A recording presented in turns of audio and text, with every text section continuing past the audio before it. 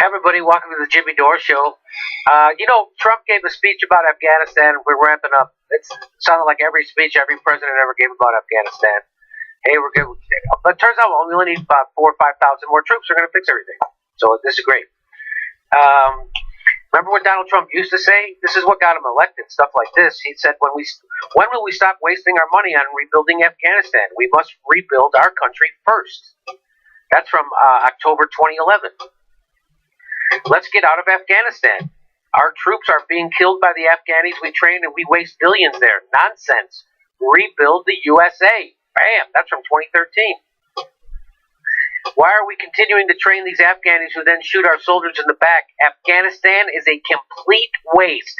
Time to come home. That's Donald Trump. Do not allow our very stupid leaders to sign a deal that keeps us in Afghanistan through 2024 with all the costs by the USA. Make America great. That's from 2013. We should leave Afghanistan immediately. No more wasted lives. If we have to go back in, we go in hard and quick. Rebuild the U.S. first. Here he is on Monday. My original instinct was to pull out. And historically, I like following my instincts. But all my life, I've heard that decisions are much different when you sit behind the desk in the Oval Office. America's enemies must never know our plans or believe they can wait us out. I will not say when we are going to attack, but attack we will. We will not talk about numbers of troops or our plans for further military activities. We can no longer be silent about Pakistan's safe havens for terrorist organizations, the Taliban, and other groups that pose a threat to the region and beyond. Pakistan has much to gain from partnering with our effort in Afghanistan. The government of Afghanistan must. So it's the same stuff. So he flipped. He flipped 100%. And guess who's upset about it? Not the neoliberals. No, the neoliberals think it's a great idea. We need to put 4,000 more troops back in Afghanistan. We need to extend this war and keep it going. You know who's upset? His base. This is from Breitbart. Trump's America's first base unhappy with flip-flop Afghanistan speech. You mean it's not presidential? Yeah, so the Washington Post is calling him presidential because of that speech, whereas his base is not. In fact, because he's an America First guy, right? That's his whole thing, was rebuild America first. And now, remember, that's what he says. Rebuild the U.S. first. There it is. That's the last line of that tweet. And so now here's the right wing responding to him. This is from that Breitbart article. They put together some right wingers' tweets. There's a guy named Todd Starnes, Afghanistan first.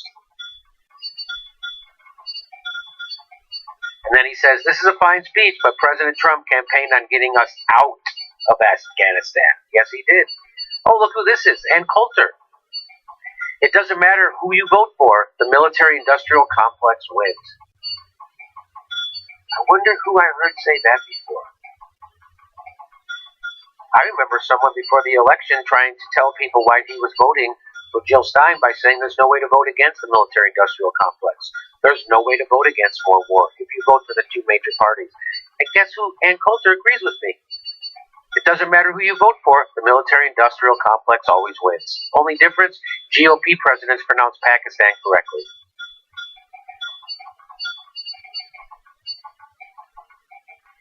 Wow. What do you think of that? What do you think of Ann Coulter saying that? It just goes to show you that a stop clock is right twice a day. Oh, for a moment there, I thought she started to watch the Jimmy Dore Show. I think she is. That's probably where that comes from. Doesn't matter who you vote for. Here's Kyle. It's another right-winger that the Breitbart got a tweet of. This sounds like every speech by an American president of Afghanistan since 2001. Exactly like it.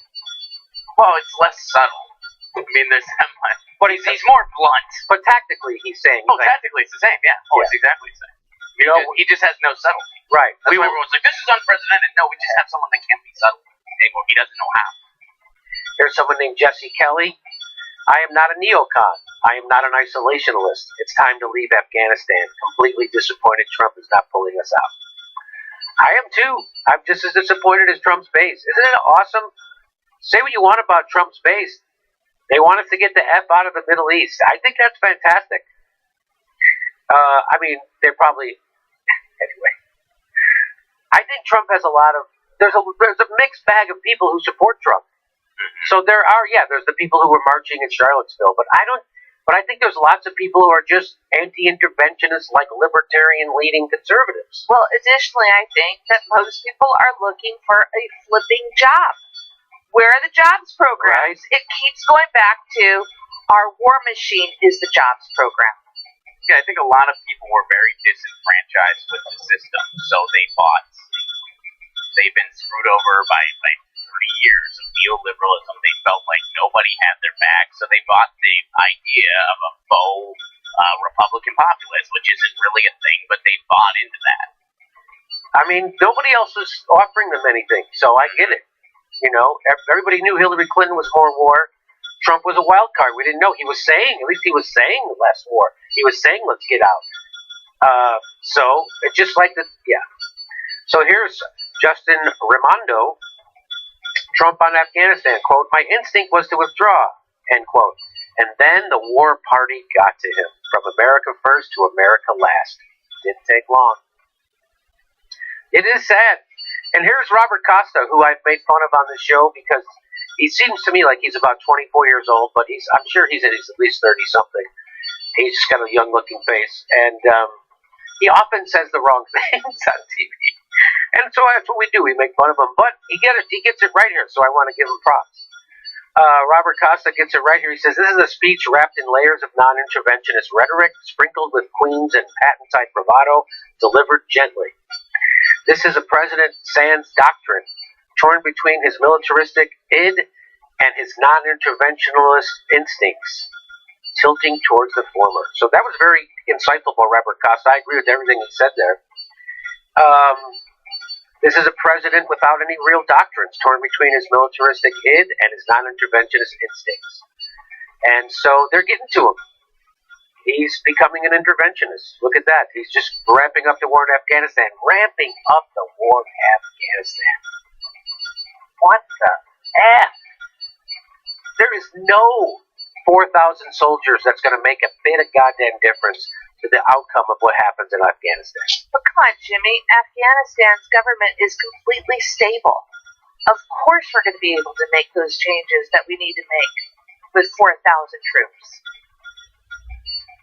So those 4,000 troops, it takes $1 million to support one soldier 1 year in Afghanistan. $1 million for one soldier 1 year in Afghanistan. So 4,000 soldiers, and if it's 1,000 millions make $1 billion, so that'd be $4 billion. That's $4 billion. Those 4,000 troops to go over there. That's why everybody's initial response to Trump was, how are we going to pay? People are screaming that at the rafters. I don't know if you remember, but Barack Obama and Artie Duncan's big educational push was Race to the Top. And what they were using, they were going to inject cash into education, but you had to compete for it first. You know how much money they were going to inject into education? $4 billion. That was their big education plan. Trump just going to spend that money in Afghanistan, nobody even blinked. Washington Post guy says he's fantastic presidential because of it. Robert Costa, he gets it right, though. President without a doctrine.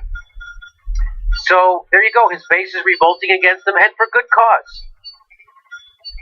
So it's a mixed bag of people who support him. It is a mixed bag, and I certainly supported his non-interventionist rhetoric before, but now he's just like they said. He sounds like every other goddamn president's speech on Afghanistan since 2001. We're going to stand up while we'll stand down when they stand up. We have to make sure that we can no safe haven for terrorists. Well, you know what? It's okay to fall for a snake oil salesman. It happens to people. People have done it. But, you can't just say, okay, people fell for a snake oil salesman. You also have to take a step back and be like, let's look at the system that allowed this snake oil salesman to happen. Right. Yeah, no one wants to do that, Ron. That's a good idea. I know. No one wants to change their system. No one wants to get rid of their money. No one wants to get rid of their corporate cash. Nobody wants to change the system. Believe me. Believe me, that's true. Democrats would rather lose to a Republican than win with a progressive. And look, his base. So again, the electorate, the citizens are upset with their leaders. Their leaders don't represent them. Still, most people want to get out of Afghanistan. We ain't getting out. Isn't that something? Wow. But I'm sure Brian Williams will say this is a great idea.